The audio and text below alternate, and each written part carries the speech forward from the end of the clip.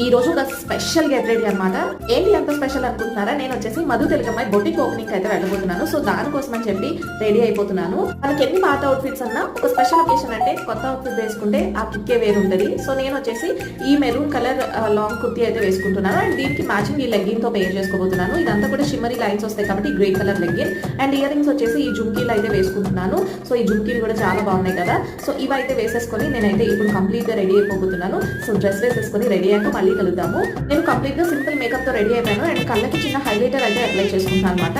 Next వచ్చి వేసేసుకొని దానిపైన చిన్నగా గ్లాస్ అయితే అప్లై చేస్తున్నాను.